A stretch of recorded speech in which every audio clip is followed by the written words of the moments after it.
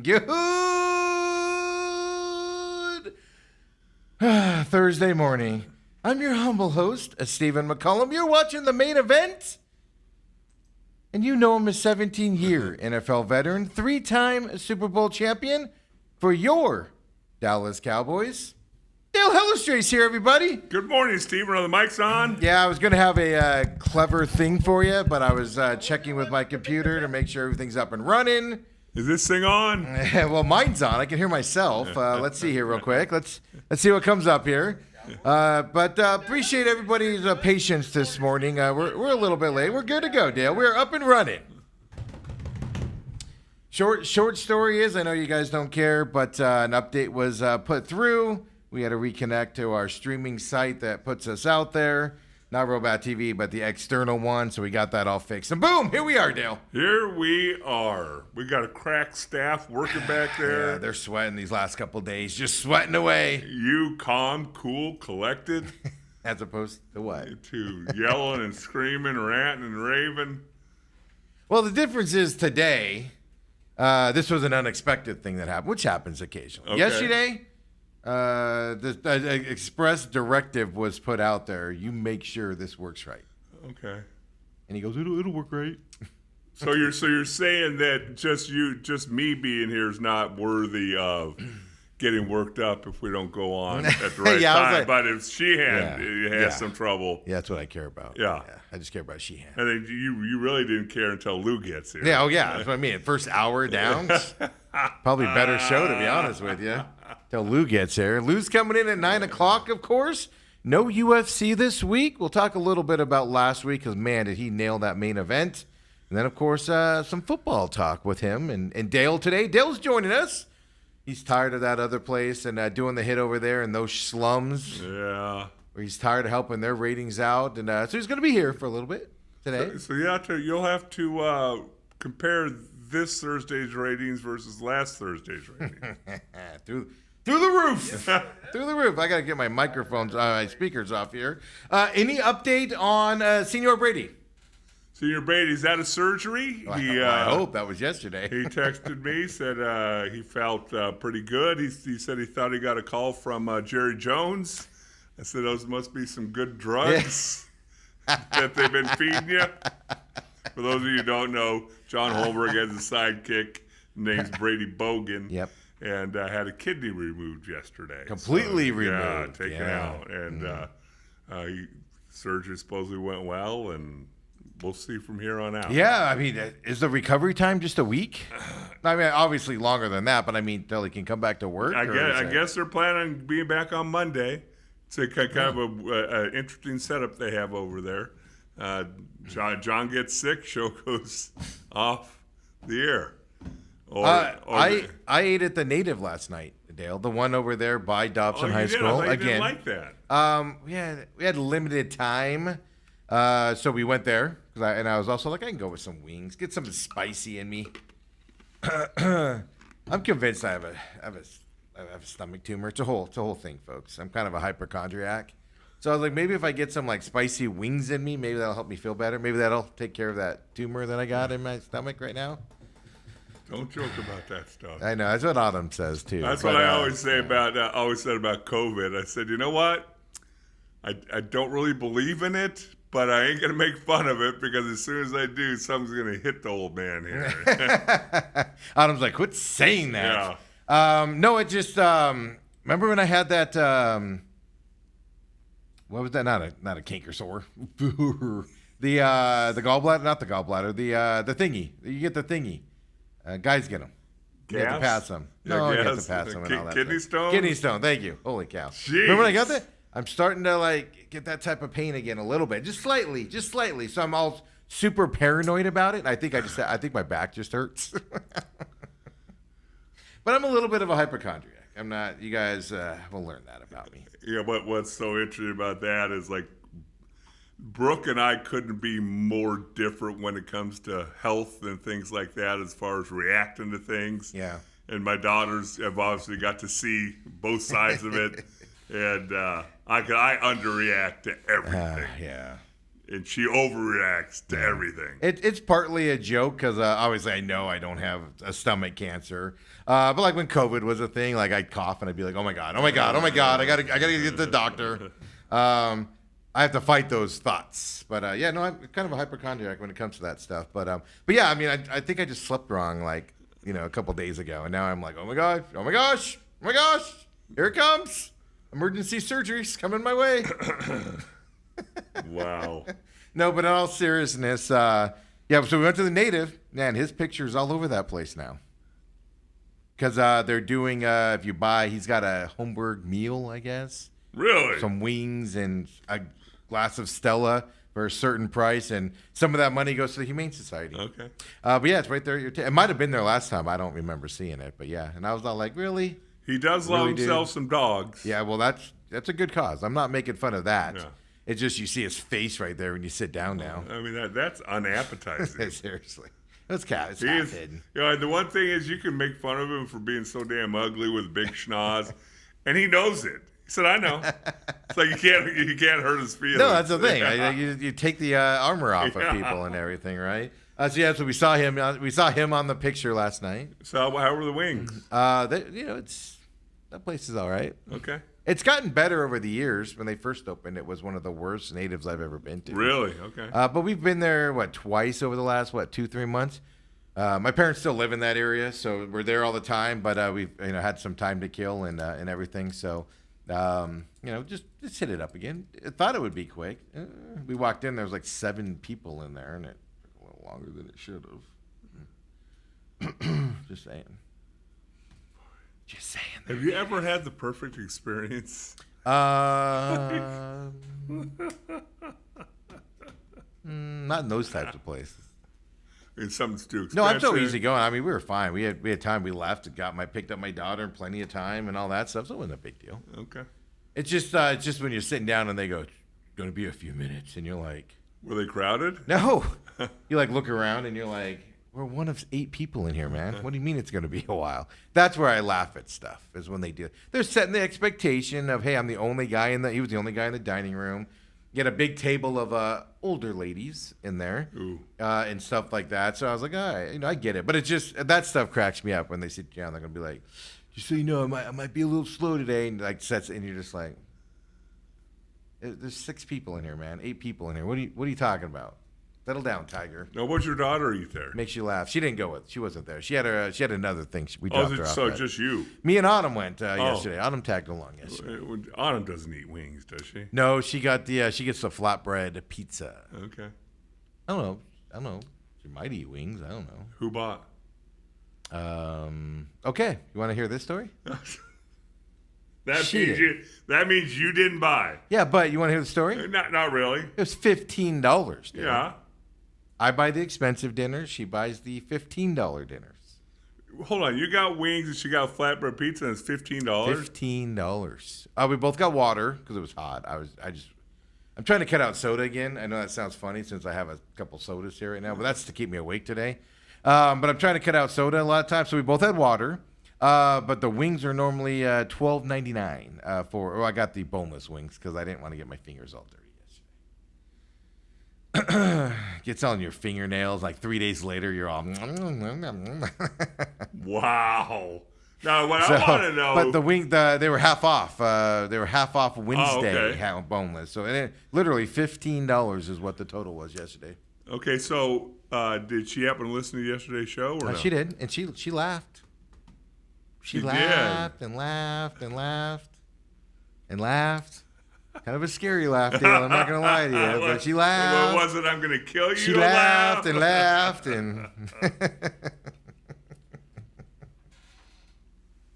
she laughed. Why do you keep laughing? I was like, I'm gonna. That's why we stopped at Native. I was like, closest restaurant for me to get out of this car right now. She didn't get upset about it. Okay. She knows what's up. Would you be mad if Brooke came home and said, I'm leaving you for somebody else, and I'm going to make sure that you get a mill out of this deal too? Would you be upset about it? Yeah. Now, if I was the one doing the leaving, you wouldn't be upset at all. No. That's my point. Thank you. That's my point. If if Autumn or anybody comes home and says, I'm leaving you for this guy, and I look at him, I've always said, if you're going to leave me for somebody better looking, somebody with more money. They have to bring something serious to the table. And I'll be like, I get it. Have a good life. See ya. Good luck to you. And I'll go back to the trailer parks again, you know? Boy, oh boy. You just get yourself in more trouble. Robert says, so are we blaming Helly for bringing the whole show down? So when okay, I screwed that whole thing up. Yeah, you sound like you did. So we are blaming Helly. Being there for the whole show throws stuff off. Yes. Even the computers were like, I'm not putting up with this today. I'm not putting up with Dale all day today. 2 hours of Dale. So breaking news this morning, Dale. Kids get excited about this. I think this is for the 50 and under cruise. Steve, are you under 50? No, I am under 50. Yeah. It's younger than that, my man. Okay. You will not see too many people my age probably walking around with these on. If you missed it, we'll display you the hype video on this. Arizona Cardinals showed, all eight of the rivalry jerseys are out. I do like Buffalo's. That's pretty sharp. The white there, their Buffalo on their helmet looks pretty sharp. Okay. But here is the Cardinals hype video. It's about 1.5 minutes long. So if you missed it online, here you go. Cardinals rivalry video.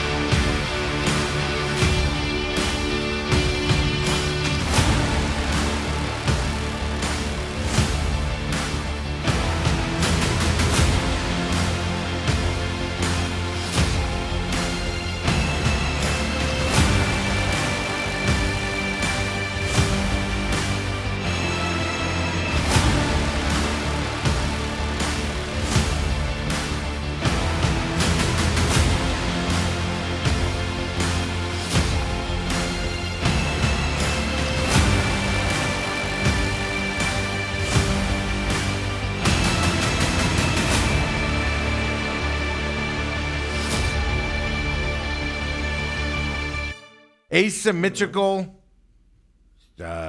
line down the pants, Dale. So you, I thought you were going to jump up and run out and buy those, but they're not available till early September. September 10th, right? Yeah. I think. Yeah.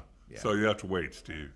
I'm not going to do that, Dale. You're not? No. You're not going to buy the full uni? Okay. First of all, they did it with all the backgrounds and everything. I do like the Arizona flag back on the uniforms. Yeah. I do think that's a missing piece of the uniforms. That's just the old way of doing stuff. And then it's kind of a raised one. So I do like that. But it's like sandblasted to whatever their phrasing was. It just means you have speckles on the uniform. I just don't know how that's going to look outside. And then the helmet, a tan helmet with it almost looks like a burnt orange red that's on there. What about the red face mask? You a red face mask guy? I am not. I actually don't like it. See, the young people, I think, are going to like it. They like those colors. Yeah. I think the young people are going to be stoked about it. I like the black face mask with the black uniform. I do like that. Okay. With the black helmet. No, that's the thing. Not for me. Not for me. Now, I want to see it under regular lights and stuff like that, too. But we get to see that on that Thursday night Seahawks game. Yes. Is where we'll see that. And I'll see that in person. So we'll decide then how much I like it or not. The thing is, you just never know. You see that, broadcasting games, some of these funky, throwback jerseys or there's been a lot of military type things. Yeah. Oh, we saw that with the Rattlers, that military uniform. You couldn't see anything on that uniform. And it's so hard for a broadcaster to find the number. Even us on the field, we're like rewinding the live feed, trying to find out who caught that ball, right? It just looks like a creamy type uniform with just paint splotches all over it. Yeah. That's what it looks like to me. It looks like my paint mat after I get done painting. You you get done painting? When's the last time you It's been a while. I used to paint all the time. houses? Yeah, or like, my rental houses. Yeah. oh, Yeah. I thought you were No. talking about I did that being when an I, artiste. I did that when I was a kid, but I haven't done that in a while. I still have. I should bring that in. We should have an art show of Stephen's youth paintings. I have them all. I still have them. My parents have them. You can bring those in, bring in grams, and we can have Compare them. a paint-off. We can compare them all and everything. So they're there. New uniforms. I don't the helmets like that cream. I call it cream color, but it's technically a white. But changing. I do like. I'm not a red person, but I do like the Cardinals red. I do think it looks nice, and they kind of mute it out a little bit because of the sandstorm. But hey, play football. It's all gonna look the same when blood's all over it, Dale. As long as they win, I don't care about anything else. Is that it? You Yes. don't care what they wear Just out win, there? baby. If you had to put that on as a player, there were times that you were to put on uniforms and you're like, really, this is what we're going with? I will tell you this, because the Cowboys, I believe, were, if not the first team, one of the first teams to do the throwback jerseys. Which is just basic blue.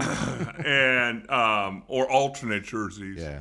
And Jerry would always start breaking them out on Thanksgiving. Now, what a lot of people understand is that offensive linemen, we have our jerseys tailored because you want it skin tight. Yes. So the defensive lineman can't grab any excess material on your shoulder pads. So it's usually super tight. Because they can throw you around, Yes. right? If they get a hold of it. Okay. Yes. Or just, pull you and now you're off balance, Yeah. whatever. And we show up Monday for the Thanksgiving Day game on Thursday. And here we're getting new jerseys. No time to get them tailored. I still remember Mark Tune just freaking out. Don't they have your dimensions and stuff that you need? No, they didn't. No, really? I don't think the sales department really cared. The marketing Well, I department get really the marketing department, but they come in and then everybody knows your size. Like they know your size helmets. Like if you get traded, your training staff tells the new team's training staff what helmet size you wear and stuff like that.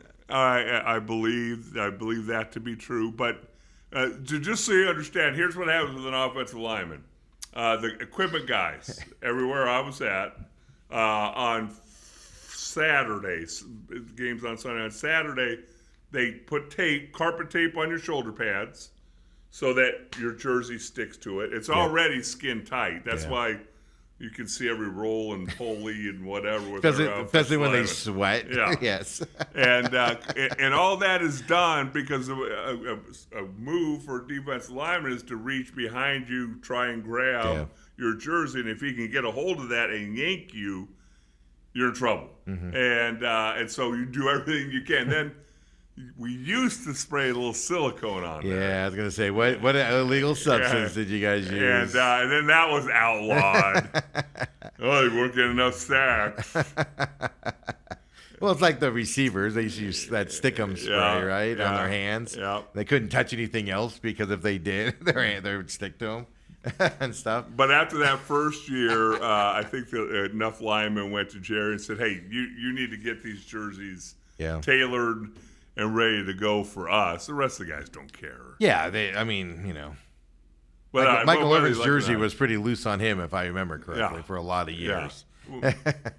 Well, remember the shoulders, literally the sleeve would flap in the wind. Yeah. They were so loose, and now they're all tucked underneath and barely cover, the shoulder pads and stuff. But yeah, so it's debuting September 10th. If you want to buy one, let me know if you're going to buy one. I want to see one in person. Yeah. Send it over. Because right now they're just using that sandstorm background and everything, so it's hard to tell what it actually looks like. But it just, to me, looks like an off-color white with just speckles on it, paint on it. I'm sure there'll be enough people that buy them, and it'll be worth it. And, That's the point of it. Yeah. Somebody's gonna buy it and do all that, But I hate it when they do rivalry stuff and they just change the colors. That's my big, those years ASU U of A would play, and ASU would come out in a black and gray, uniform, and it's those aren't even our school colors. Right. What are we doing? Well, we talked about that, I think, whether it was yesterday or the day before, the fact that I turn the TV on. Yeah, I said. I wanted to know the two teams that are playing. Like Oregon, they come out and they're like in some red and green. You're like, that's not even their colors. Like, what are we doing here? Like some silver color or something. That's what I hate the most is when you go away from your main colors. Like, you know, it does, even though I do like the purple jerseys, it's the right color purple for the Diamondbacks. But part of me is like, that's not their colors. Right. What are we doing? Yeah, so that's out there now as we're going up. Practice squad named yesterday for the Cardinals. No, well, we don't have Clayton Tune coming back. Well, not as of now. Steve. Yeah, they only filled 13 spots, Dale, of the 16. Still room for him. Yeah, but I think Clayton Tune's already signed with somebody. Did he? Let's see here. Did he really? Because I know my buddy DeVito. Tune is reportedly signing with the Green Bay Packers. Oh, good for him. And Dallas is reportedly headed to the Carolina Panthers. Yeah, so that was the thing. That's what shocked me. How bad did DJ Dallas piss off this coaching squad that he's not here? Yeah. That's what I want to know. That's the secret that you want to find out, right? What happened in that situation? Does it correlate back to that fumble in the first game and then, you know, not necessarily that specific play, but was that kind of writing on the wall on what was happening there with them and all that stuff? But when I saw DJ Dallas not on there, I was like, all right, he's leaving. You know who I was shocked to see on there? Michael Carter. Second year in a row. Michael Carter should be a starting, at least a third down back in this league. Right. I firmly believe that 100%. Last year he was on the practice squad. This year I'm surprised. Maybe it's one of those things though where his agent's like, you're not getting anything else, so you might as well just stay here and with the offense that you got. Somebody gets hurt, he'll be the first one to come up, obviously. But Andre Baselia, which I told you guys was going to be on the practice squad, they like him as a young player. Linebacker Elliott Brown, Jeremiah Byers, offensive lineman, then Michael Carter, the running back, Jake Curhan, offensive lineman as well, tight end Josiah DeGoria, and then Simi Fehoko did come back on the practice squad. He put that out on social media when he was released. Anthony Goodlow's a defensive lineman. Darren Hall's a cornerback. Sincere Hainsworth, what a name, offensive lineman coming back.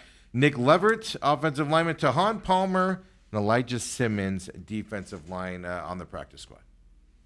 Let's just hope that we don't have to remember any of those names. There's 3 guys on here that if I see them get elevated, I'll be like, all right, good. Other than that, well, here's the problem. They have, I want to say, 3 undrafted rookies on the practice squad. Elijah Simmons is, Jeremiah Byers is, and Elliott Brown is undrafted rookies that they kept on the practice squad. Because they showed enough in camp, and they say they're not ready to play, but they showed enough in camp where they're like, let's see what this can develop into. Right. This might develop into something. So they do have 3 undrafted rookies there and those are the linemen and the linebacker basic position. So those are filling those spots. That's the one thing about if it was only 6 people, you know, you couldn't take a chance on those guys. Right. And now you can. So that kind of changes it from that side. Yeah. Well, the thing is with 16 I still remember like my rookie year. Cut downs were whatever on a Monday, and then we go out to practice on a Tuesday, and it's like, you know, we start off with 160 guys, and they cut down. Yeah, they had what 3 cuts I think back then, 3 or 4, and then all of a sudden it's regular season opening week, and it's back then we would go offensive practice on a Wednesday, defensive practice on a Thursday, combined on Friday, and I remember on a Thursday. All of a sudden it's defensive period, and I'm just standing there, and they're like, Hellstreak, get in there. You're running scout team. I'm like, what? We only got 8 offensive linemen. Well, that's what you noticed, right? That's why I gave the positions 1, 2, 3, 4 offensive linemen on the defense, on the practice. Right. Scout guys, right? Young scout guys out there. Defensive linemen, there's 2 of those on the practice squad. A cornerback. A linebacker as well. So, I mean, designed for practice, right? For scout team implementation. Yeah, and then also you kept 9 offensive linemen, so numbers 8 and 9 will help fill out that scout team offensive line. Yeah, it's going to change. I mean, as guys are now available, they're talking to guys right now to see who they can come over. I mean, like DeVito, going to the Patriots. Cutlets. Why? How's Cutlets going to do in Boston compared to New York? He's a New York guy through and through, and he's going to Boston. From that side, so Clayton Tune, huh? Going to the Packers. Yeah. Now, You said good riddance. You didn't want him around. You don't see like you later. him. You know what? He could play for the Packers every game, and I'm here and rooting for him. I'll root for him every time he hits the field when Jordan Love gets hurt this year. I'll be like, go Tune time, baby, and I'll have my jersey on and woo. You know what I do? Because I could care less about the Packers, and he can do whatever he wants. And you with don't them. care about Clayton Tune? No, I hope he has success. But if he tanks the Packers, I won't care either. As long as he's not on the football field around my team. Do the Packers play the Cardinals this year? No. Okay. I don't think so. That would suck. Tune time. Yeah. He comes in and beats the Yeah, Cardinals. can you see that headline? It's Tune time. Yeah. DJ Dallas, though, just shocks me. I want to know what happened. Because they had to have known if they cut him, he somebody's might gonna pick leave, him up, or he could just leave on his. He Right. could, even if they were like, "We want you to come back," Michael Carter. They had that conversation with Carter and was like, "We'd love to have you back." Did they have that with DJ Dallas? And if they did, and he still left, that just tells you, like, you know what, screw you. Now, is DJ going to the Panthers? You said, Yeah. and they play him week 2 here in Phoenix. But the thing is, you also, as a guy, when you're put in that position, it's you and your agent's job. Well, who has the thinnest running back depth chart? Where do I have a chance to get elevated to the regular roster the quickest? Yeah. Well, I mean, I'm always skeptical of guys that get signed, either the week of or the week before you play somebody and they were there. I'm always skeptical of that. And Because you're going to get cut right afterwards. Like after that Panthers week, then it's like, all right, you did your job. See you later, buddy. I'm here to tell you some of that is really overblown. Yeah, he's going to walk in and be like, Really here's what they do on this. When I fumble the punt, when I fumble the kickoff, here's how they react. Because when we played Buffalo in the first Super Bowl, that's 4 years after I had played Buffalo. Well, 4 of the 5 offensive linemen were there when I was there. Yeah. And so Butch Davis had me come in and talk to their offensive linemen about what do you perceive as their weaknesses and things like that. I'm sitting there talking, this is so stupid. You got film. Yeah, your film tells you everything Yes. I need to know. Yes. What do you want to hear from me? Yeah, that guy's a mean son of a gun. You're not going to be able to block him. I've seen your tape as well, and you guys suck compared to that team. We're gonna get our butts kicked. That's the weakness for them, is we suck. This team sucks, and I'm here for it. Yeah. So I'm also curious on the Tune situation. Obviously, where the Cardinals just like, yeah, good luck to you, buddy. He's got to go find his own place. Or was there a conversation? I'm that one I'm glad to see. Cardinals woke up and It's realized. his second year. Third year. It's his third year. And he's terrible. Yeah, terrible. Let me rephrase that because that's not fair to Tune. No. He's not an NFL starting quarterback or NFL backup quarterback. He will be a successful third-string quarterback in this league, and he'll be a successful second-string quarterback as long as he doesn't have to walk out onto the field, Dale, and play in a serious game. I mean, He'll be successful in that. And there's nothing wrong with that. I wish I had the ability to make it to that level and sit on the bench and not play. I wish I could. I wish I had that talent to do it. So it's a knock, but it's not a knock. It's a knock because he's not talented enough to play at this level. Same thing with DeVito in New York. He's not NFL starting quarterback material. he won a Period. game That's in the NFL. Yeah, I remember it well. And then he big timed all of his sponsors and all that, the bars and everything. Yeah. You owe me more money now because I started a game and won one. Yeah, well, now you're with the Patriots. The Green Bay Packers depth chart at quarterback. Yeah. Jordan Love Yeah. and Malik Willis. Yeah. I knew Malik Willis was there, and then he'll be third. Okay, here's my question. Clayton Tune does not play quarterback like Jordan Love or Malik Willis at all. So they're bringing him to the practice squad to be the scout guy, to run a prototypical, to run an offense up that another They team are, runs. but him and his agent are probably also looking at it going, wow. Kind of a thin quarterback depth chart. I mean, there's no way he was beating out Jacoby Brissett here. He was not. Nobody's No. beating out Kyler Murray right No. now. Going into this year, after this year might be another story. Or halfway through the year, we might see a Brissett sighting. We've talked about that here. But he wasn't beating these two guys. So you're right. You go there and go, Jordan Love gets hurt, which he has done before. Malik Willis is... You know, that might be a toss-up. Clayton Tune and Malik Willis. Who would I rather see on the field for my team? that might be a hard choice. I'm not going to lie to you, Dale. Ooh, what's Malik Willis done in this league? I kind of forgot he was around. You know, I knew he was there because I watched a thing the other day where people were like, Jordan Love better not get hurt because of Malik Willis in the background. That's the only reason I knew from that. So, I mean, here's the good news. At least two of their players are getting picked up by other people. That's what we've talked about. I think I saw an article last night. The teams that had the most pickups, I think, were 3. Yeah. Maybe 4. So yeah, we've talked about it a little years. There's been years where nobody's picked up Cardinal castoffs. Yeah, not even the Cardinals. And so it's good to know that other teams are looking at the Cardinals and going, hey, they've got a pretty good talent base. Yeah. I mean, even if it does include Clayton Tune. What are they going to do, though? I mean, it is a curious question what they're going to do with that. Now, like I said, they have 3 spots left. There's some good quarterbacks out there. Some decent backup quarterbacks that are available out there right now that you could bring in to run that squad, but and you know, the practice team and stuff like that. So it'll be interesting to see. I don't like only having 2, but if you can pick up a veteran backup that's been released for your third string quarterback, that's not a bad thing.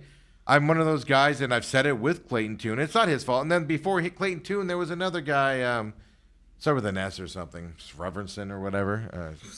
Went to the Jets and played in a game and got cut the next day because he wasn't good. Same thing. You didn't want him anywhere near your field. You need depth and you need quality and you need experience in these backup roles in the quarterback side. So I feel bad. And then as a scout team guy, you need just a young guy who, you know what, he might surprise you at some point, but that way your first and second team guys aren't out there. But the Eagles cut, I call him the hyphen, Dorian Robinson, his name. He would be a solid third stringer here. Come in for the year, show himself, and like you said, on that side of the ball. God forbid Kyler Murray goes down, Brissett has to be in there. He plays that same style of.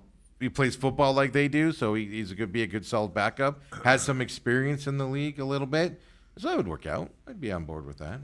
I'm going to have to start rooting for the Pats now that my buddy DeVito's there. That's like 3 minutes on the third string quarterback that I never will get back in my life. We're talking practice squad here. Talking practice squad. What do you want to talk about, Dale? I want to talk about the Ishbia lawsuit. Just can't have a quiet month, can you? Actually, before we move on to that, really quick, because I was looking at salary cap yesterday. Just a correction, I said yesterday Cardinals had just around $30 million in salary cap. Now it's actually, according to Spot Tracks out there, it's $22 million they haven't available. Still a lot of money, but they're throwing 22. Patriots, by the way, $52 million in open cap space right now.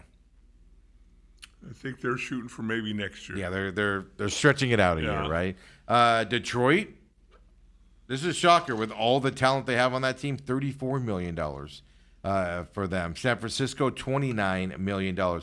Which then let me say, how does San Francisco have so much cap space available? They've lost a lot of people. Yes. They have a lot of injured people. Ayuk's on the sideline right now. That they just signed him last year for an extension. Dead cap leaders is the next thing I went to in Spot Track because it just hit me like, how are they up there? Right. We know the Saints have a lot of dead cap money because the Saints were over the salary cap before you even got to the new year. They were already over the salary cap by like $100-something million. So Saints aren't a surprise, but they're number 2, $90 million of dead cap money. We've known that. The Saints have been that way for 3-4 years now. Even when Sean Payton was there, they were at that point. But the 49ers have $96.6 million in dead cap money. Yep. $100 million in dead cap money just sitting there. And people I am seeing are choosing the Niners to not only win the division, go to the playoffs as well. with $96 million of dead. Yeah, cat well, money. imagine what's going to happen to them next year. That's the thing. You know, because a lot of that's going to come off the Yeah, books. that's the thing. I think I saw, if I remember correctly, about half of it goes off next year. Yeah. And then so they're just kind of treading water this year to get to that point. At that point, by the way, Eagles $80 million, they're third as well. Seahawks $75 million, and then my favorite one, the Browns, $70 million. Well, and So unless you're the Saints and the Browns, you have a ton of dead money out there. But at least you're winning, even with that dead money. You've won. hold on, to you're get to saying that the point. Browns have how much dead money? $70 million in dead money. Okay. A lot of that's Deshaun Watson, by the way. Right.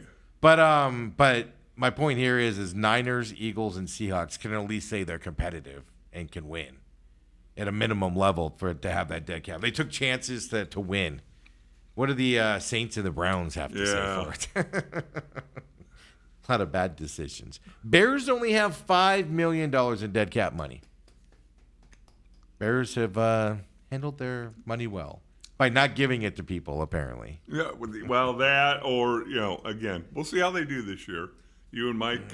Eight wins is a push. Over is he wins it. Under is me. You bet Torchy's Tacos or something? Senior Taco. Senior Taco. Yeah, Senior Taco. Anything I want at Senior Taco. Wow. And I'm not going to let the ladies shame me this time. I'm going to go in. I'm going to go in confident with my order, Dale. Confident with my order. What did she say to you? She goes. I go. Can I get 3 street tacos? And she goes. They're kind of small. And then she looked me up and down. And she didn't speak English well. She spoke Spanish. Was her natural language, so she didn't speak English. It was broken English. But then it was that whole and I don't mean to be insulting, but it was that whole if you would have been there, it was that whole look up and down, and she goes, no, small. So I go.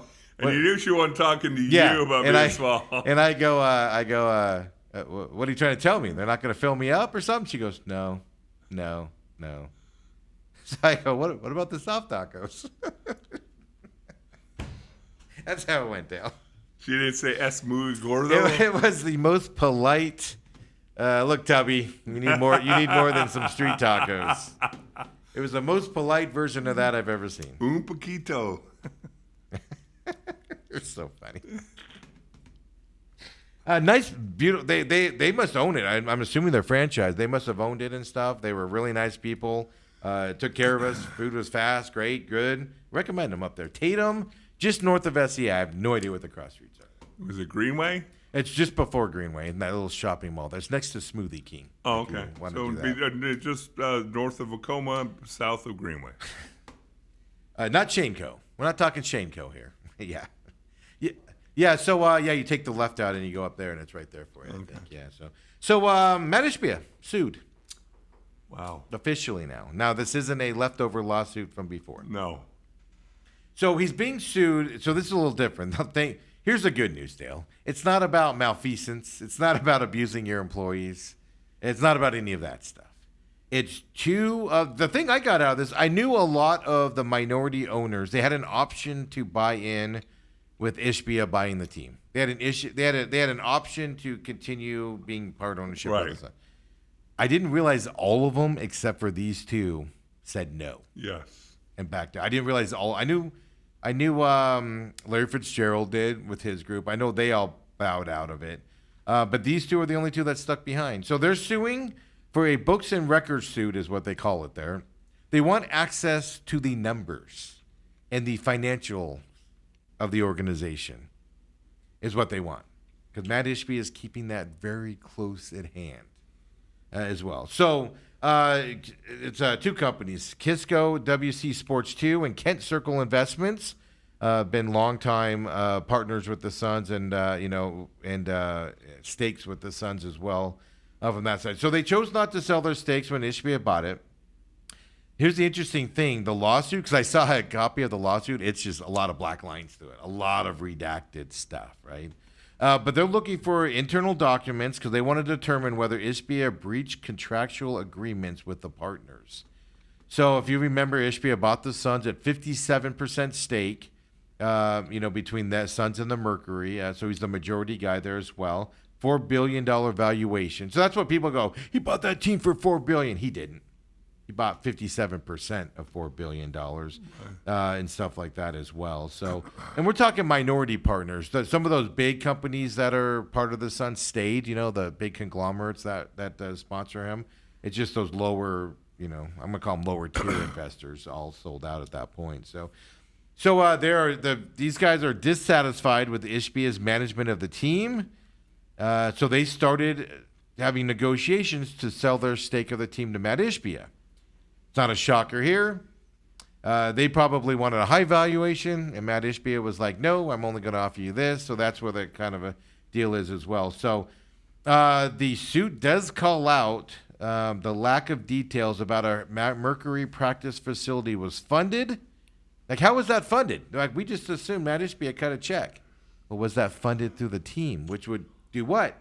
Take down the profits of the team, which then means your stuff is now worth less if you're trying to sell it, right? So that's the stuff they want to find out, and Ishbia is not giving them that information, so they're suing for that stuff. Well, there's a couple of interesting words from the lawyers. They say they are concerned by the manager, which is, of course, Ishbia, approach towards minority owners and want more information about certain spending and capital raises in which the manager has engaged. Transparency with minority owners is not optional, and our clients think it is critical to the success of the Suns.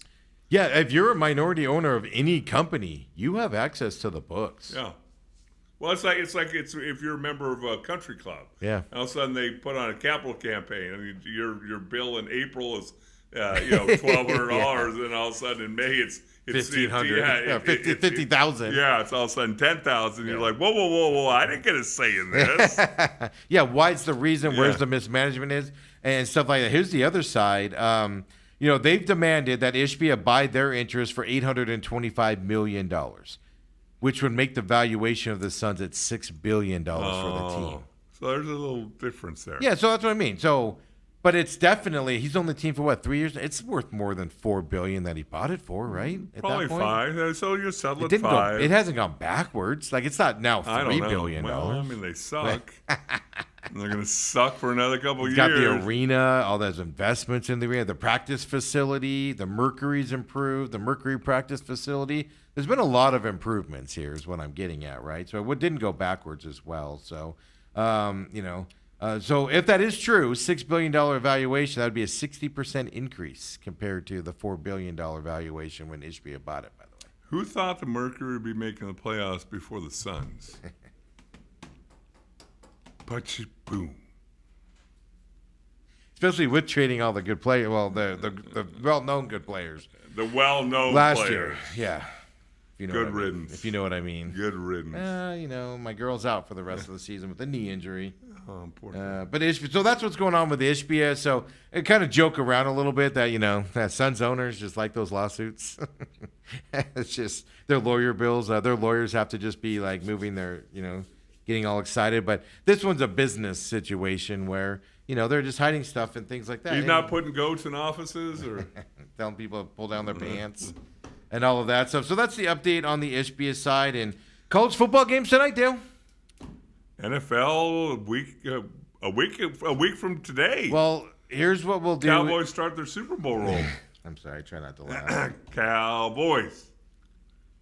There's a lot of games tonight. The one I want to talk about the most, because there's a couple that might be interesting to you. The Boise State, ranked 25, plays South Florida, 2:30 p.m. today, by the way, folks. Is when they play. Ohio played Rutgers, So it's a lot of that type of stuff, right? A lot of St. Francis, UL Monroe tonight, Wyoming, Akron. But there is a big matchup, and they're not ranked, but it's two big conferences, obviously. Nebraska and Cincinnati are matching up. And they're playing at Arrowhead Stadium there in Kansas City, Missouri. So neutral field game, right? Kind of. As of yesterday, I don't know if they fixed this. This is what the field looks like there at Arrowhead Stadium for this game. This is the college football Nebraska field one. So Cincinnati looks clear, right? Look at Nebraska. You can't even read it. Well, maybe they trampled over that because they. Look how clean that is in Cincinnati. And then Nebraska's like, oh, Well, maybe that's why they celebrated Taylor Swift and Travis Kelce's engagement. yeah, you announcement. can still see the Kansas City underneath it. But that is brutal for a neutral field game. Hey, I remember Sun Devil Stadium being like that with ASU and the Cardinals and. We're just a big entity here, and we're screwing up Nebraska. I don't know if they'll have it fixed or not, but that was as of yesterday. That's how that field looked there as well. But college football tonight, we have football tonight, Friday night, Saturday night, Sunday night, even Monday night, Dale. College football weekend coming up. We'll talk more about that later on as well, because now Uncle Lou's here. We'll take our top of the hour break, come back with Uncle Lou. NFL talk coming our way. A little UFC last week because he nailed that. Out of the park. Yeah, he nailed the main match there at I think he added on another suite to his house remodel. NFL talk with Lou. Come on back, folks.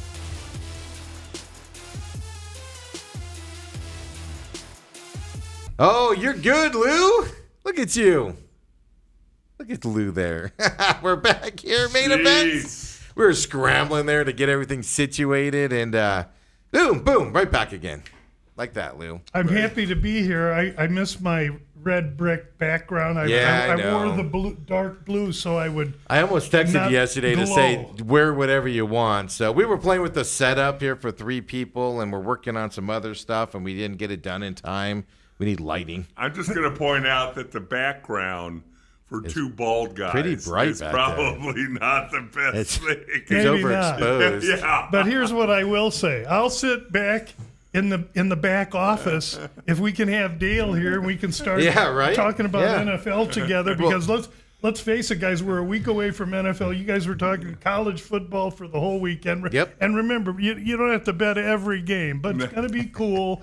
I know my friends in Nebraska are all fired up. They think the Huskers are going to have a decent year. I actually want them to. And that game in Kansas City is going to be exciting. And so here we are. And it's going to be fun to have the 3 of us together so we can chop this up. Yes. Perfect. There you go. He caught on there. There you go. Yeah, you were cutting out a little bit there, but Okay. we sat here and played with it. So we have a whole nother area in here that we're going to set up a third one. Then we found out we need lighting. I Me came sitting in, over there they is not told going me to to be good go sit in the lighting. restroom. Just take your microphone in the bathroom, Lou. Lou, go back to the restroom. Well, we have a third person, Bruce Cooper's joining us here for football season on Tuesdays. Yeah, so we needed to work with the setup and all that stuff. So it's been fun around here. But Lou, thanks for joining us. But first things first, so Lou sat down. Now, for an older gentleman who got recruited by ASU, and I didn't, you sat down and watched all eight episodes at once, or was this over a couple days? It took me, I think, for sure 3. It could have been 2. Okay. I think it was, I watched 2, then 4, then 2. Okay, yeah, we're talking about the Cowboys. The Cowboy documentary, which I had heard about, and when we were together last, you said, "Have you seen it?" And I was like, "What? There's one." He's like, "Do you got Netflix?" So I went home and had my wife show me how to work Netflix so I could pull that thing up, and then I completely absorbed it. It was so well done. I would recommend anyone. For me, being a younger handicapper, betting all those games, having my perspective on those games was really amazing. And for sure, it was either the first or second episode, there is a clear picture of number 70 on the screen. So I got to see you, at least in that. For the rest of the documentary, I got so sucked into the story and the insides, because you get to go into how these kids think and what goes on and what the layers of it with Jerry. It's a beautiful depiction of how a guy that's a beautiful business owner and at the top of his game, a maverick investor, but doesn't know a lick about football. It's been proven. And they get rid of Jimmy and the whole thing fell apart after that. It took some time, but it really did. Yeah. And Jimmy gets his due. To me, I come away with the thing with so much love for football. But Jimmy Johnson, man, I just would like to meet that. I watched him coach being a young kid in Nebraska. He was Oak State, so that's Big 8 football, baby. And so I saw that in Switzer, all of it. But holy cow, does it make me feel good for Jimmy Johnson? That's what I'll say. You know what? As you said that, and you're a young handicapper, my question is, did you ever bet against the Cowboys in the Super Bowl? Yes. Yeah. And I'll tell you why. Who's the question? There was a run there for like the Bears. You could, I mean, every year the NFC dangled the AFC. And now I'm in college for some of those. Remember the Bronco Super Bowls they got? I think one was one against the Cowboys. I might have been in Hell Week, 1978. I was in Hell Week, and so I don't remember a lot of that. But what I will say is, being the contrarian that I am, I was Mr. This is the AFC's year. And I'd get beat 52-10. There's some rough years for the AFC. I said younger handicapper. Yeah, that's crazy. And that's what happened. Those are the facts. So. I think it was very well depicted. The only Did you see them all, Dale? Did you end up seeing them all? I'm waiting for Brooke to get back. We'll watch the 8th episode when she gets home. But the one thing I always have an issue with, and Troy and I have argued vociferously, because everybody says it. If Jimmy stays, we win 4 in a row. And I call BS on that. I said, we went to the NFC Championship game in that 3rd year. Before you had your fanny in your seat with popcorn and a beer, Troy threw an interception, we had fumbled, and Troy threw another interception. We're down 21-0 before half the fans got in the stadium. Right. That has nothing to do with Jimmy or Barry or whoever.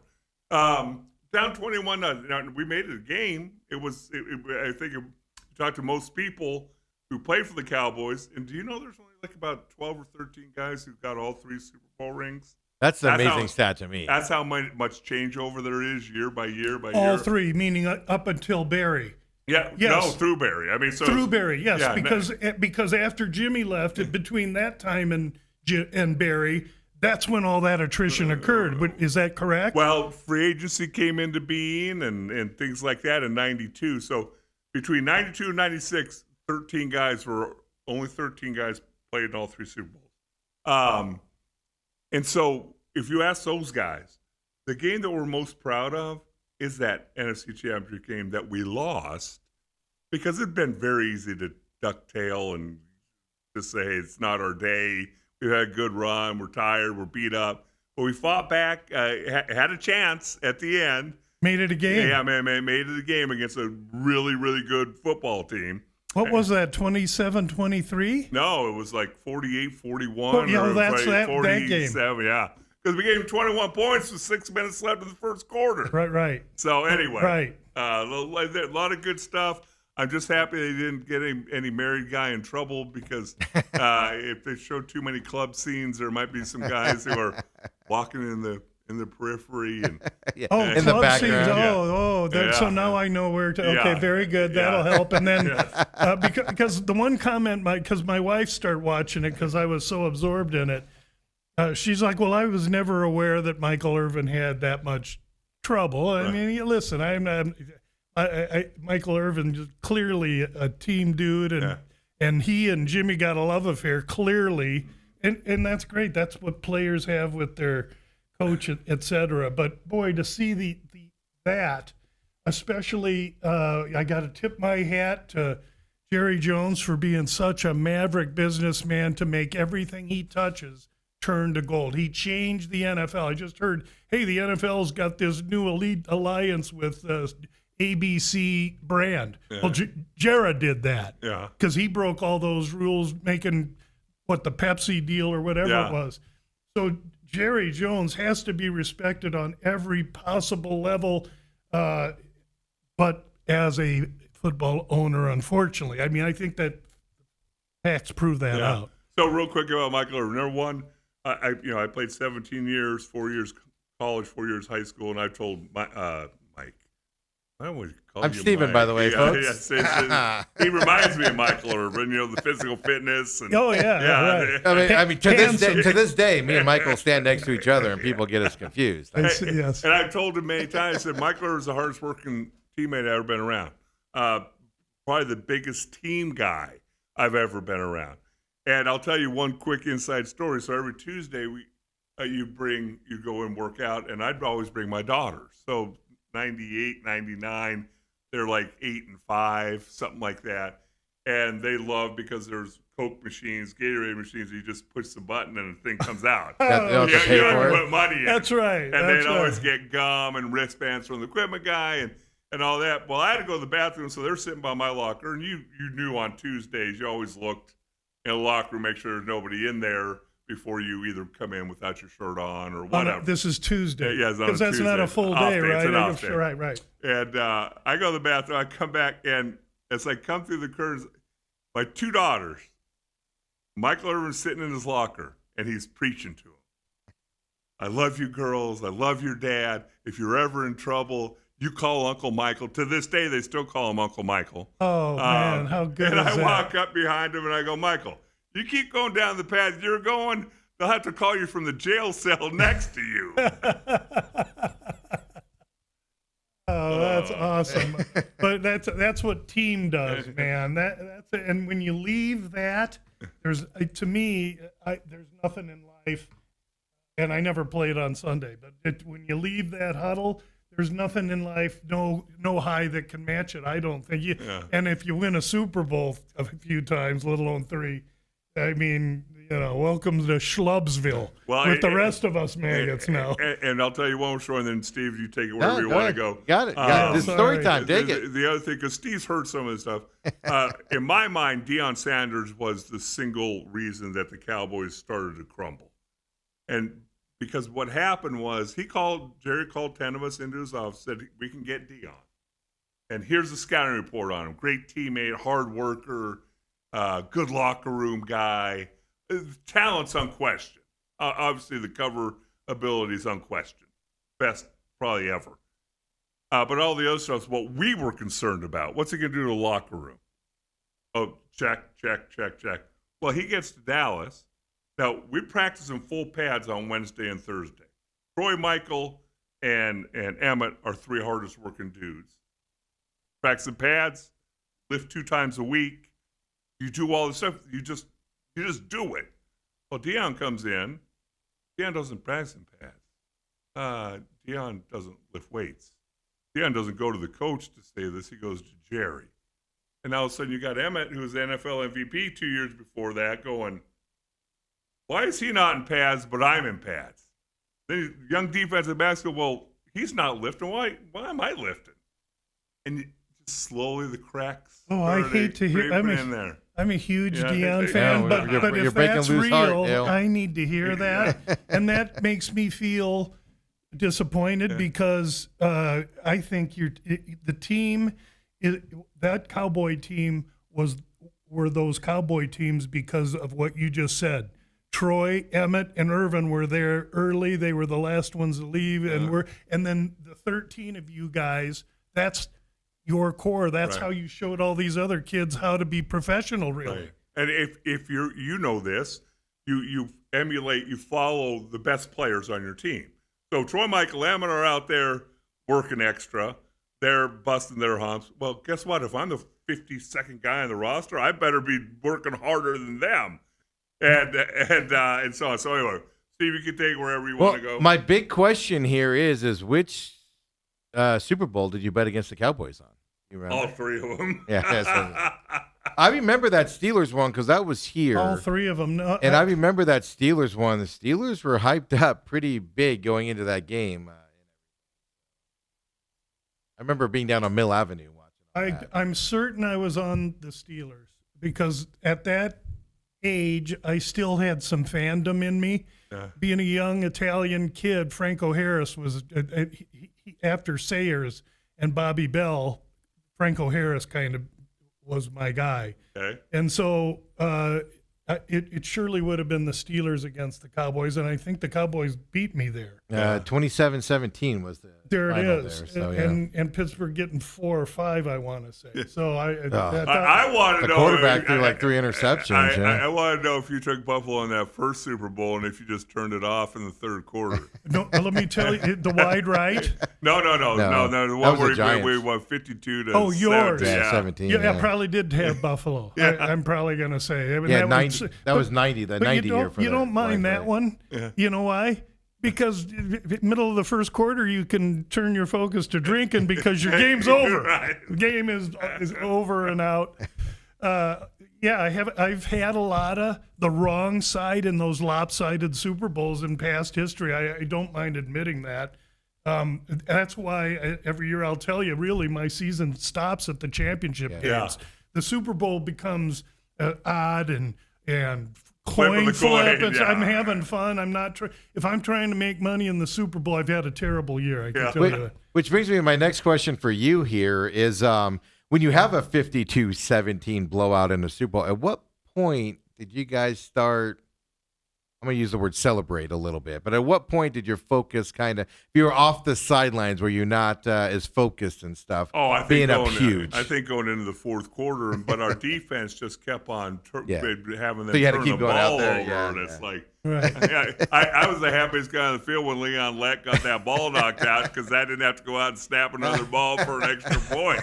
Yeah, it makes you wonder because coaches, what do they always say? It's 0-0, guys. knucklehead You know, and that you're, guy and you're blowing was. everybody out. You know, it's like at what point as a professional do you start going? Yeah, I think We even won this Jimmy thing. let his guard down there in the fourth quarter. Well, I mean, the Falcons did it against the Patriots, where they came out at halftime and thought they had that one. Yeah, but and of course halftime lost and that. fourth quarter, a Yeah. little That's two different. different things. Yeah. Two different things. But that's an interesting question there. Yeah, Jimmy was probably also not coaching as much, and so he's just like, guys, you're playing well. Go do what you got. Anyway, you love to hear those insides. But- That's but- just so cool. I was going to tell you, my daughters have watched it, and like my youngest will text me, call me.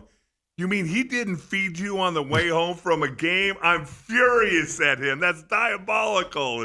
And your concussions, you know, the part where they go through Troy's 10 or 11 concussions in rapid succession. And, Yes. and Yeah, all but that. we didn't know what we know now No. then. You Well, know? But here's the thing. I think they did.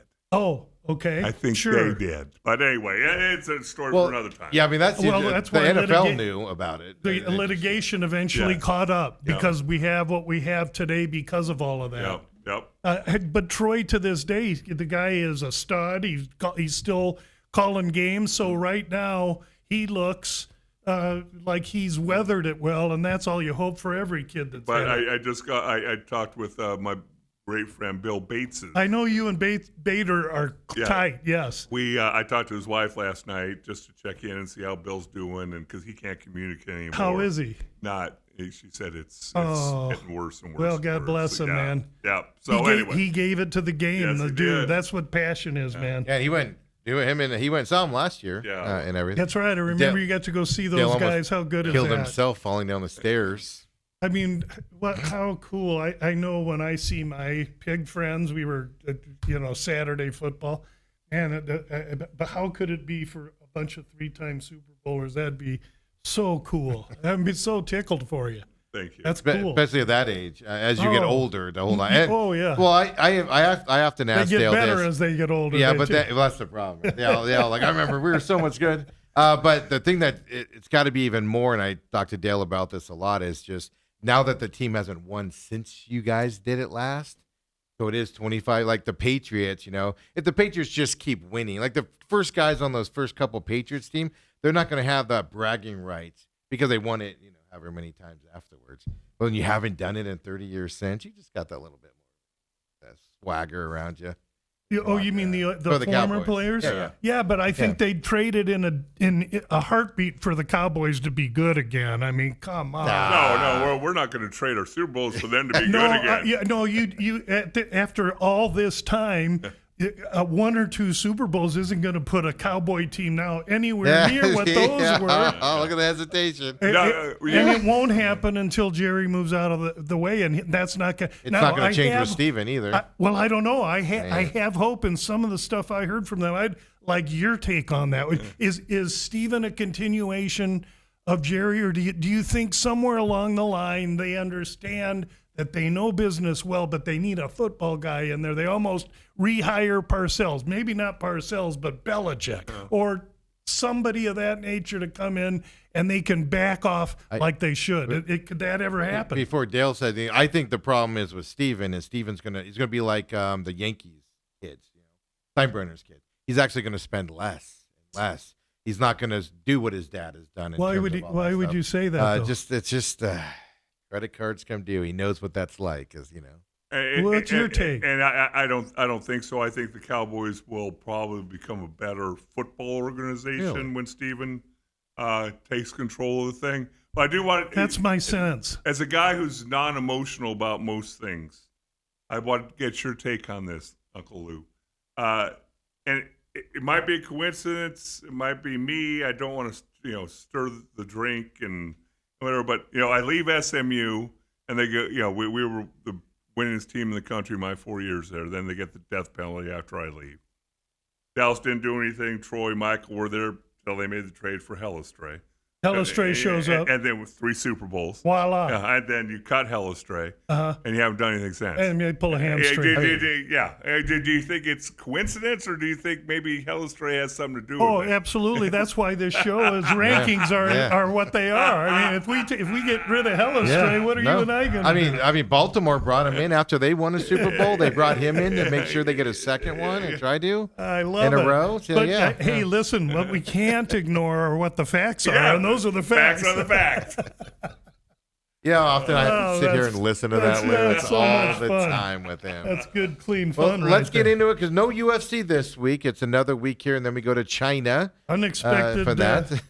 Week off. And we're not in China next week. We're in France. I'm sorry, Paris next week. It was in China last week. I know. Now I messed up. Hold on. You said unexpected week off. Well, I didn't realize there was a week off this week. I thought maybe something got canceled. I get in my rhythm and I start going. I didn't realize that. And I agreed with him too. And then I started being like, wait, something's not adding up here. So I texted him on Monday. It was like, what? Where are the totals of these fights? I'm like, FanDuel says it's not till September 6th. I'm all looking it up like I'm the wrong one there. But before we get into it, we've had a fun talk here in this part, but tell everybody where they can find you. And I know it's an off week for UFC, but NFL stuff's coming up. Yeah, NFL. I have an article up on the web page this week, and the web page is Gamblu.com. I'm a sports investor. If you are a interested sports investor, whether you're a novice or salty, been around for a few years, the website may have something to show you. That's www.gamblu.com. Everything you want to know about me is on the top band. We are big contributors to the San Xavier mission, which is the oldest mission in the United States. It's located south of here and south of Tucson in Arizona. We love the fact that each week Steve lets me talk about Gamblu.com, but part of Gamblu.com is our commitment to try and contribute to the San Xavier mission. So thank you. Absolutely. And Robert says, Big Steve is shrinking. I know my chair will not adjust up while I'm sitting in it. So I got to wait for the break because nobody wants to. Lou is. Yeah, I know. but Steve, you're like 6'2" and I'm 5'11". That's funny. So when we stand up, it would totally be the opposite. I pulled the lever to put my chair up and I just went down. Yeah. So I am shrinking here, but that's what's going on. We'll get that fixed at the break here. That's gravity is what that is. But yeah, we're having computer issues here today, so didn't get your website up, but everybody knows where to go on that. But Lou's coming down to my level. How about that? Look at that. So, Lou, Steve's been trumpeting you all week this week. Did you just knock the socks off of last week's UFC? I got up. I got up about 4 o'clock on because the main card was at 3 a.m. last Saturday. Okay. So I got up at about 4 o'clock. Main card, 3 o'clock. I got up at 4 o'clock and was like, I want to watch a couple fights here. And I was kind of in and out. But you were really hyping Johnny Walker last week here on this program. He was plus. I took him at plus 295 last Thursday. I don't know I don't know where it went to after that. And I mean, he went in there with Ming Yang, who you said was getting set up here, from that region, obviously Chinese fighter. From that region, it was setting up for him to have some success. And Walker did exactly what you said he was going to do. Just walked in there, dominated the fight, KO in the second round. I mean, I've been trumpeting it for you, man, because you nailed that one. Well, dude, just a freak, athletic. You just can't tap him on the teeth in any way. Now, he did get hit by this kid a few times. So what I saw is the change to this Extreme Couture gym is good for Johnny Walker. We pick up a big one. That was a nice one because it's nice to hit those because just a week or so before I had Dricus du Plessis as an underdog against Chimaev, and Chimaev just mopped the floor of them. So it looks like after that fight, it's like, really? You're a fight handicapper and you have that guy? So it's nice to get one like that. We also had Charles Johnson. So by the time you woke up at 4 a.m., at least me, because I didn't watch those early ones, I went up and turned the thing on, and I look at results, and here's Charles Johnson, KO2. Yep. So Charles Johnson plus 180. So you put a plus 180, a plus 300 together, and then we might have lost one, but then we won with another one. Can you keep scrolling? Keep going down, See, no, we had Daukus a little bit, but I didn't mention that here. Let's go the other way, please. Well, let me ask you this while I'm going up. Charles Johnson, Yeah. I had him at the plus number. You Yeah. talked about that, but you also said that might go to a decision on that. Were you shocked that it didn't go to a decision with the way No, Kavanaugh I was too fighting? busy. I was too busy were sleeping. jumping and dancing that the guy just All won right. the fight at plus 180. I'll take it any way I can. Yeah, I mean, those are Boras. some big numbers there. Boras, Oh, yes. the Peruvian Plus fighter. 150, yeah. Yes, he was an underdog. He was our loss on the card. I expected way more from him. My bad. Su Muarji is a fade, and I faded him in this fight with the wrong guy. And the next time he fights, depending on who it is, I think if he gets an aggressive bull that takes it right to him, he's going to be in trouble. That's what I thought we were getting, but we didn't. Yeah, and then Waldo Cortez Acosta, we did talk about last week, coming to the underdog there from the Dominican with Pavlovich on that fight as well. Over 1.5 minus 180. As you at least talked about the over last week on here and went to a decision. Yeah, we got that one. That was one that we used as well. So that was a heavyweight. that was a fight really there, great. so. That was a great card. I was going to ask you if you liked it because Chinese card and When I win money, I like them, and when I lose money, I'm not so hot about them. I mean, it's so simple for me. It's just record the result, turn the page, and march to the next one. That's why I hardly knew there was. No Did you fights this set week. your alarm to get up to watch this thing, or do you just get up to do your nightly urination and said, you know what, I'll stay up? Because of my move to Cactus and El Mirage, I walk dogs at 4:35 to 5:15. Then I get in the car and I come down here when there's less pressure on the traffic. Right. So I'm really early, and so I just got up because I'm an old man, and you get up a couple times at night, if you know what I mean. And I was like, well, hey, it's 3 o'clock, time for the fight. So I adapted immediately. Throw the contacts in and let's get busy. I didn't set my alarm. I just happened to wake up, so I was like, might as well get up and watch I it. just had to wait till 5:30 because there's the Dutch brothers out by the house, and I roll through, get my latte, come back, watch the last couple fights. And you don't strike me as a Dutch Bros fan. No, he doesn't strike me as a latte guy. I have one in the morning. I actually like Frank to. Kush, what were you thinking? I guess that's true. I don't think I ever told you a story, and then you guys take the rest of the show. I gave away my dad's scholarship at a pretty big luncheon, National Football Foundation, and one of the ASU coaches was being recognized for a lifetime achievement, a guy named Charles Regal. And so we had three. And so we had 3 or 4 of his coaches, family, and all that. He's a great dude. And Dillingham was there. Sure. And so when I get up to give my dad's scholarship away, I just threw in a little ASU stuff. Great. A condensed story of Frank Kush not putting a 3-cent stamp on a letter and recruiting me, and since then I've hated ASU. You guys are making me kind of like him again. Everybody got some laughs. At the end of the thing, we're there getting ready to leave. Guess who comes walking up to me? Danny Kush Frank's son. Yeah. And he comes up to me, shakes my hand. He said, "You keep telling that story. That's a great story." Oh, that's a great awesome. story. That's awesome. Speaking of which, now you brought it up, and I'm sorry if I'm going to detract Let's us go. again. I'm a U of A grad, okay, but I don't carry the weight of that normal local U of A back in Omaha, where I went after college, meant Arkansas, Auburn, yeah. For Alabama, college baseball reasons. whatever reason. So all I want to say is, if you're not a fan of this young Coach Dillingham as well, because his clone Regal is another coach from. These guys bleed passion, have football. It's just that's who they are. I think ASU's program can't be in better hands. There can't be a bigger fan on them than me this year for two reasons. Number one, you can't help but want success for those two young coaches as well, their team. Okay, that's that. The second thing is, my friend Paul Stone at Paul Stone Sports on Twitter, who's the best college football handicapper, period. He advised taking both Baylor and ASU to win the big. Which one is it? Big 12. Big Yeah. 12. To win the Big 12. Big They're 12, both like but 16 7-1. teams. Yeah.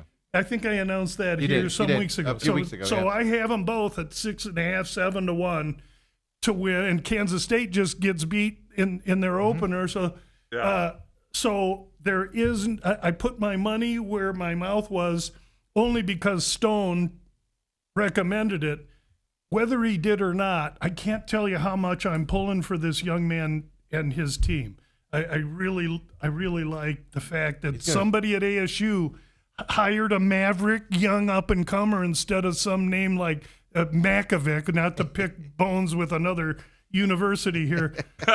Or Brennan. But listen, I'm all about the ASU Sun Devils this year. I'm their biggest fan. I just want to say that. Look at that. He's going to start wearing ASU gear here No, soon. we're not going to ever get there. And I would ask you, thank you so much. Oh, all right. Well, let's get into NFL. When we come back here, of course, season is a week away. 1 week from today. Your Dallas Yes, sir. Cowboys. They start their Super Bowl Eagles. crusade. I got to beat the Eagles in week one to get to that, to get closer to that. So when we come back, we'll get into that. So come on back Thursdays with Uncle Lou here on The Main Event.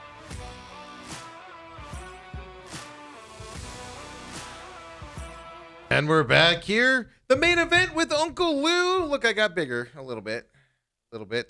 Hey, wait a minute now. I got to start jacking. Can somebody I can bring me a adjust it phone down. book? I can adjust it down if I need to, but Somebody bring with me a phone book. Uncle Lou, of course, Dale joining us today. He's got tired of the other thing that he goes and does on Thursdays and those I miss clowns. Yeah, I missed you. Yeah, I'm not sure me. that's what It's it you. is. From that, so NFL talk here, right? Coming up, I of hope course, so. 53-man rosters are set. There'll be some changes coming up, but we know who's out there. Practice squads are there. The rivalry uniforms were announced this morning, Lou. I mean, you must be redoing your numbers based off of the practice squads and the rivalry uniforms today, huh? I saw some of that stuff, and it's just another log on the barrel's back of just useless noise that's happening right now. The good news is there's only a few days left of it, and we're at the point now where you don't have to hear me griping and dogging you about not playing positives, because everything's done. Now we do and may have ideas on what team I might like to do better than before, because I know who the team is. I know who's hurt, who was traded. I go from maybe being some bullish on the Rams to the unknown taking me off. That's just reasonable thought process, is it not? But that's what we're doing at this portion of the year, is trying to figure that out. Now I'm ready to talk about a team that, and I'll tell you one that everybody's on that I'm interested in, is the Cardinals. The Cardinals are a very hot team nationally with professional handicappers. They like them to win the division.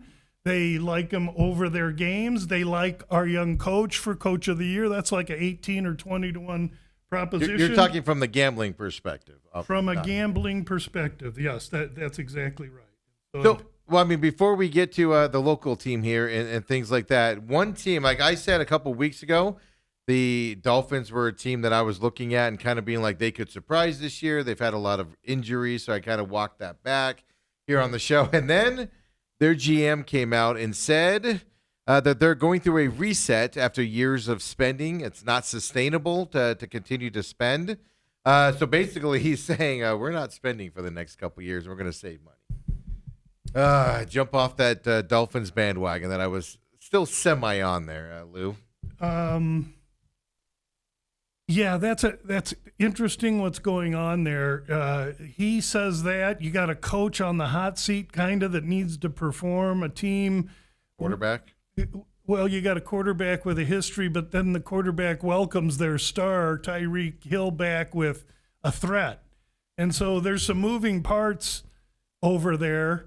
And really all I need is for the Dolphins to find one way to give me their best game at one point in time this season against Buffalo in one of the 2 times they play them. And everyone will they understand that I'm on the under. The on the Bills, you're on the under? Yes. Yeah, we've talked about that. on this show. I wanted to make sure what you weren't talking about Dolphins. Over under season wins for the Bills is an under for us. So that at 11.5, we got a plus 145 on the under. Under 10.5 got plus 275, and then I also took some at 12.5 and paid minus 145 a little bit there. So yeah, we're on the under with the Bills. So we want to see the Dolphins, the Patriots, and the Jets find a way to play their best game one time this season, each time against the division rival Bills. So explain this to me. When you said you paid money for the 12.5, that means, so say you bet $10, how much do you win on that? So at 12.5, I'd have to bet $14.50 to win 10. Okay. So I'm paying and that's the safe approach based on the handicapping I've done. So I took a little bit there, but I took the biggest bite at 11.5. Then I put a half down at the 10.5.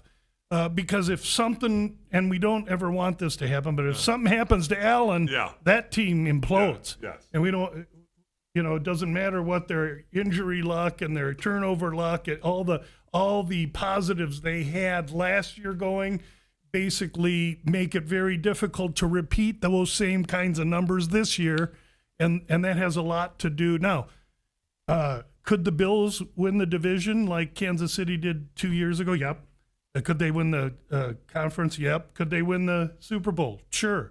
I just don't think they're going to get to 12 and beat me on that 11.5.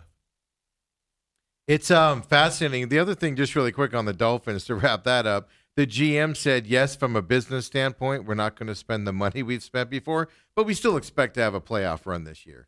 That's not a good sign for that coach. Do you ever bet things like first coach to be fired or anything like that? Do you have fun with that stuff, or you kind of ignore those types of prop bets? Yeah, those are not really markets that I approach. Or do I try rookie of the year, defensive player of the year?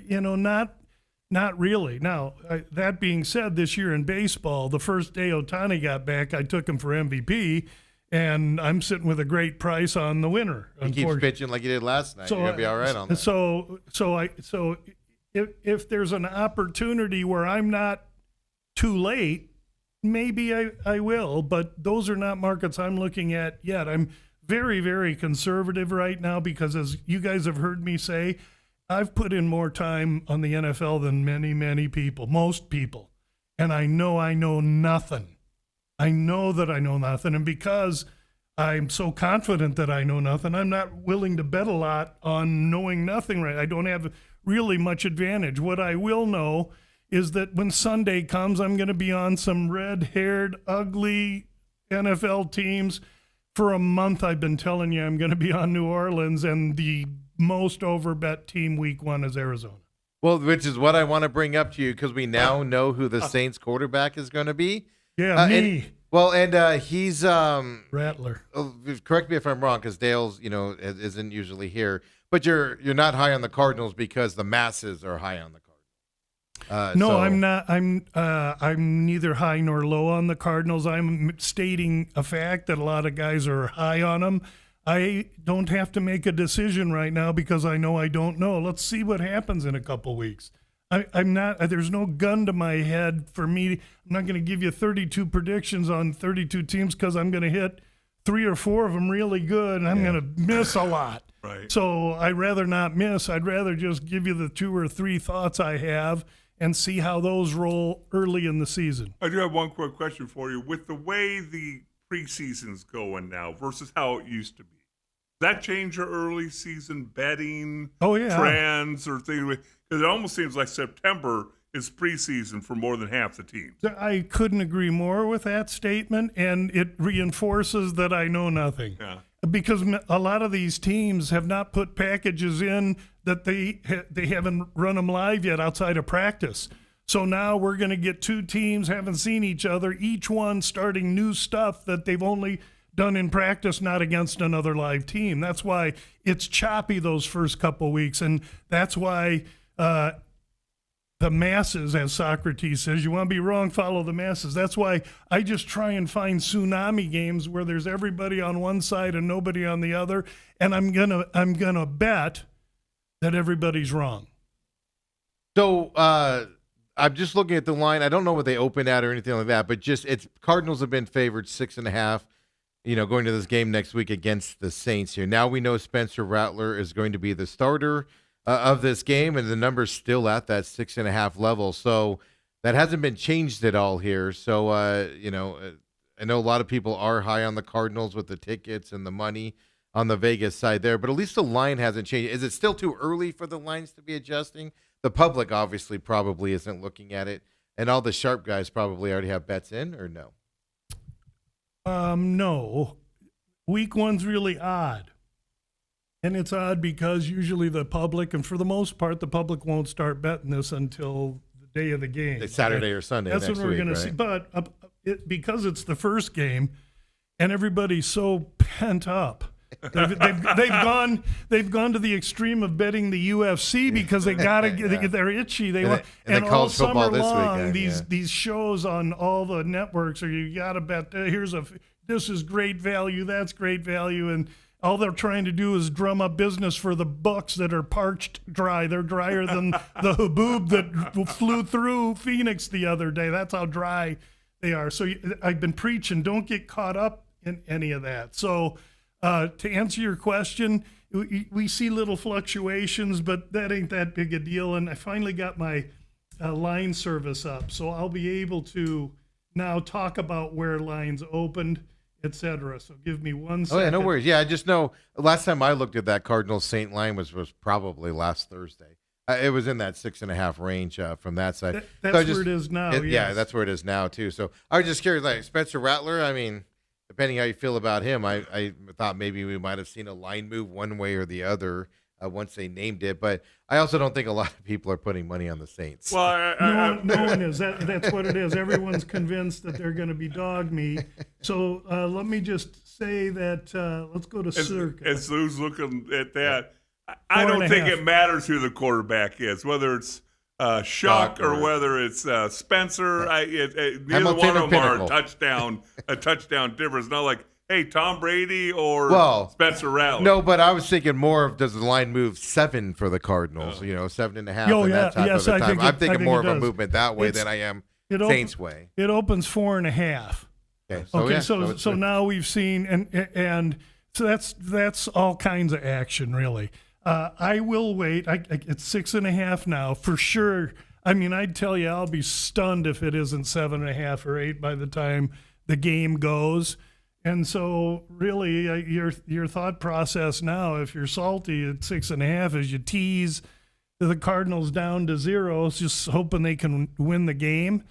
I know when you look at the contests in Vegas, the last man standing kind of there'll be a tsunami on the Cardinals in that game. So that's going to be a huge game of interest, and it may be of interest to me if there's enough mismatched money on one side or another. If I see a game, let's like Buffalo and Baltimore, and there's 50% of the bets on both sides, and I got a handicap a week 1 game, I'll step away. Right. Well, that's actually the game I was going to ask you about. Sure, I mean, that's a killer game. Going into week 1, right? You have the under, on the Bills already announced. The Ravens, I don't know what your expectations are there, but week 1, could be sloppy, could be some other stuff. huge game, Sunday Night Football. Is this a game that maybe if, in terms of, maybe a little fun bets in there, is this a game that you just dive into in week one? Well, right now it's a game I'm pretty interested in because my power rankings are such that this game should probably be. It's a 0.5 point differential here. No, I'm seeing Buffalo at 1 or 1.5. Is it- DraftKings right now is 0.5 Is it in Buffalo? in Buffalo, yes. Yeah. Ravens at Buffalo. In Buffalo. So Buffalo's from 0.5. They're a short favorite. Yeah. And so so you give Buffalo 2 points for home field. So that means Baltimore's 1 point better than Buffalo on a power ranking. I think I have that a little higher than that, even though that's aggressive. I'm not convinced of Buffalo's secondary, their defense, and I'm kind of convinced that Baltimore and Jackson could be the real deal. So, well, either's Vegas because the over/under is 51.5 on this game. well, these two teams do what they do have is offenses. I think it's sure. the highest. I think it's the highest over the whole first week. I think they're the highest point total. So as of now. So my advice now would be, and I usually would say to tease short totals, but boy, you're looking at Baltimore you put a 6-point tease on 1.5 and you're at 7.5. That's interesting. But I'm just talking out loud right now because as the week goes on, there'll be college football. Everybody waiting to bet like horses at the gate. Boom! They're going to get their brains beat out on Saturday. Then they're going to chase Sunday morning. They're going to chase Sunday afternoon, and then what's sitting Sunday night? Buffalo, Baltimore. So that line's going to move. It's probably going to go to Buffalo -1. Just FYI. So it'll be interesting to see all that dynamic. Much of it is sitting and watching and working and getting the best of the number.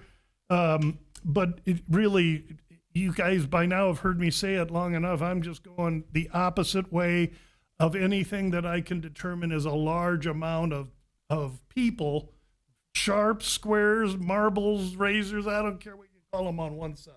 I'll just randomly go the opposite side without even thinking. What about your Bears this year? That's the question of the day here. Your Bear. Your Chicago Bears. You sat in the owner's suite. They are your Bears. No, I sat with ownership seats, and back then it was on the second row. I can't argue. I can't complain.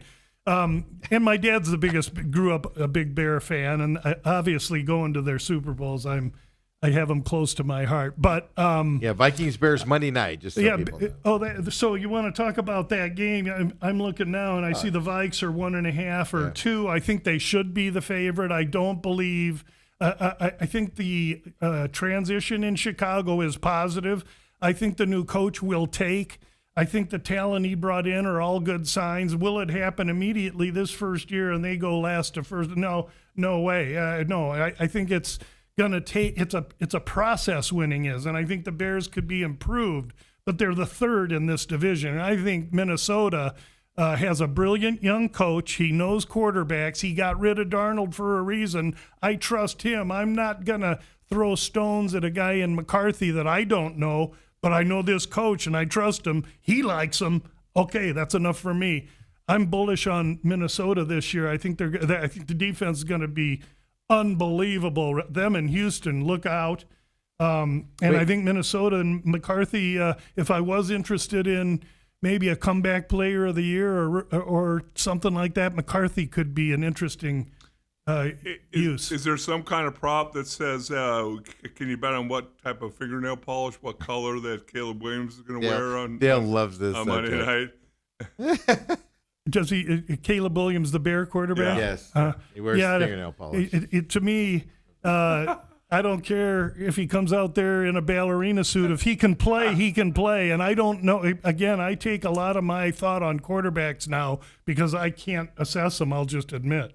From Merrill Hodge. Everybody else has problems with quarterbacks too. Hodge says Caleb Williams isn't it. And I think what's going to happen this year is that coach is going to find that out. But we'll see. No. I don't wish ill on the Bears. I just think that the Bears are burdened by the exact same malady that is the Jets and now the Cowboys, and that is complete ineptitude at the ownership level. You said Bears are third in this division, so who do you have fourth? No, I have the Bears. If I said third, Oh, you then, said okay. I no, thought you said they're third. I was going to cellar. say. They're in the cellar. Those other three teams, I think, are all going to be better. Well, I mean, the Green Bay just got better. They signed Clayton Tune.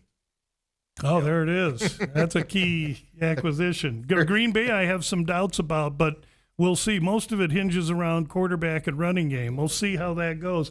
I do like that kid they brought in, the running back from, that's Minnesota. Minnesota brought in a running back from San Francisco. That dude's going to be a stud. Yeah, so Mason. We talked last week about the Giants. You are, I'm going to say, higher on the Giants than I am because I think Dable's being fired in week 4. Before the season ends, I think Russell Wilson's getting benched.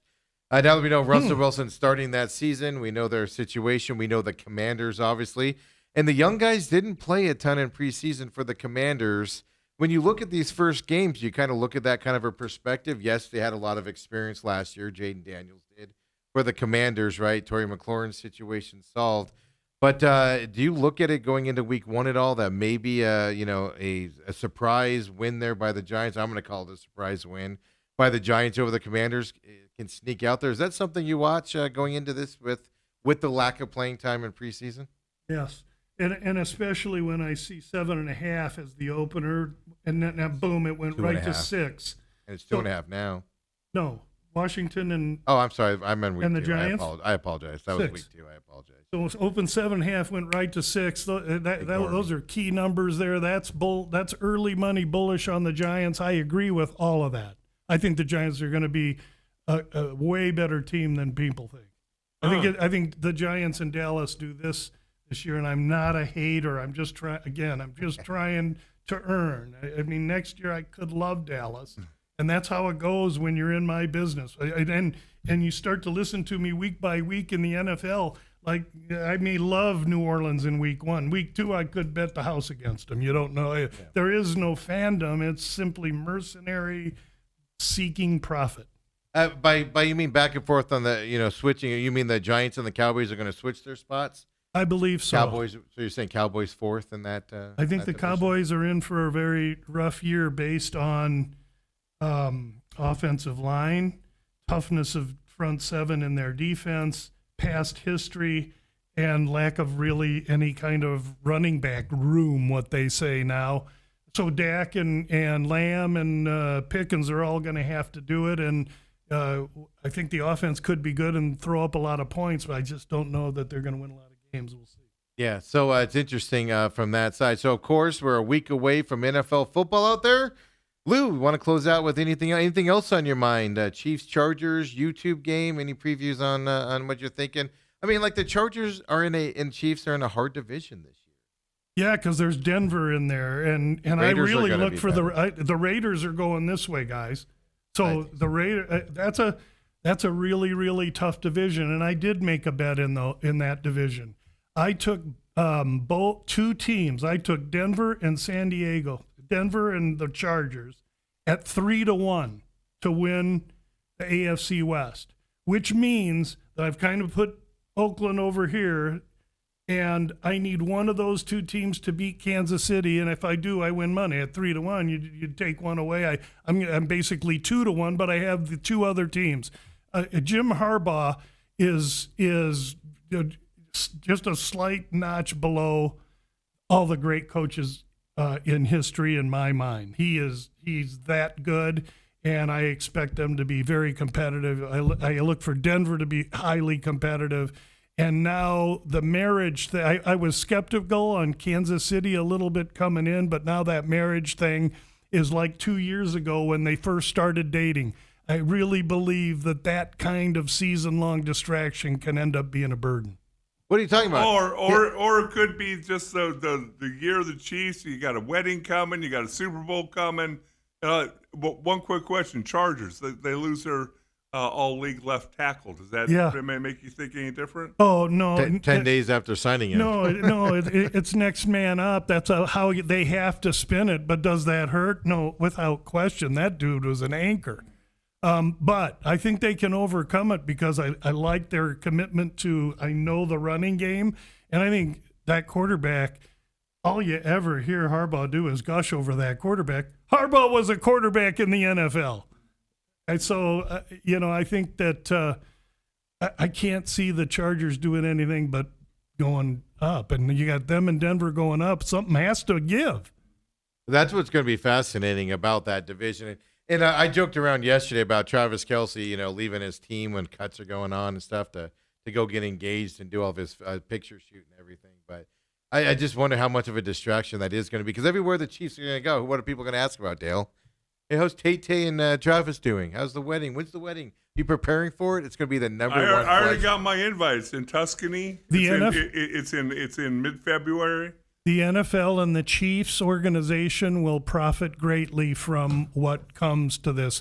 The Kansas City Chief football team, I'm not so sure, but clearly the tsunami wave of fans that this young lady's going to bring with her into the NFL is wanted, desired, and being sought after. Did you see what happened with that podcast of the Kelceys had? I heard noise, but I love the Kelceys, but I'm never going to watch a podcast with some little 1.5. They crashed the internet.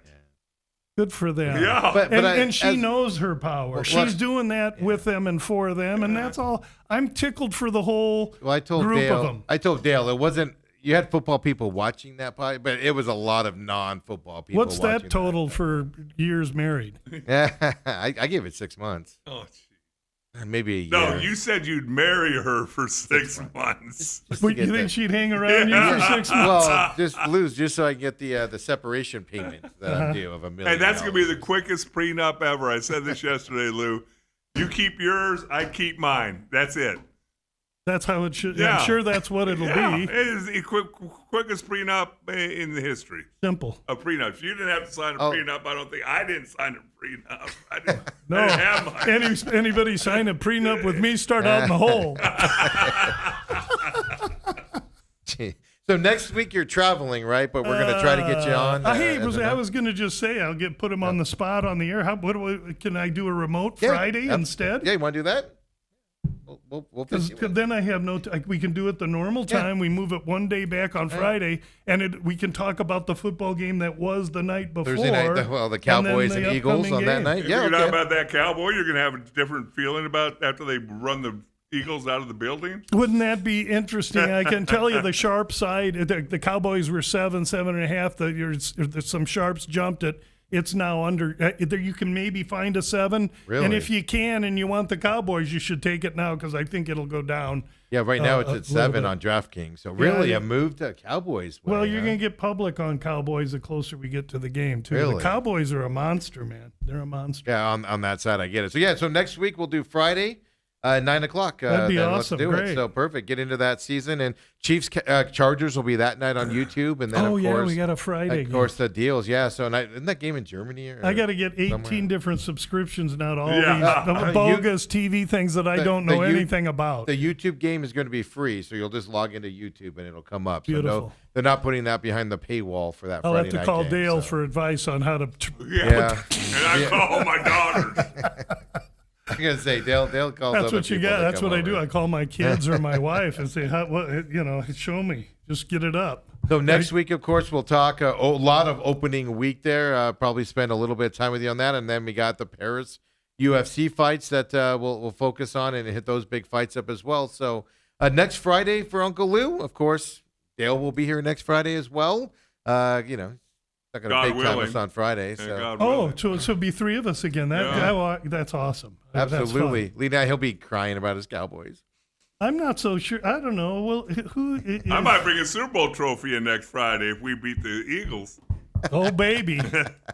I'll tell you, if you beat the Eagles, my under 8.5 is in peril right out the gate. Right off the bat. That makes you sweat a little bit more in week 1. That's why I don't like to bet those 8s, 8.5, 7.5. You got to work all season long to win. No, I want it easy. This Bills thing, I'm hoping, by week 16. I'm hoping. So next week, Friday, Uncle Lou. Until then, everybody have a great week. McCollum on Business coming up at 11 here.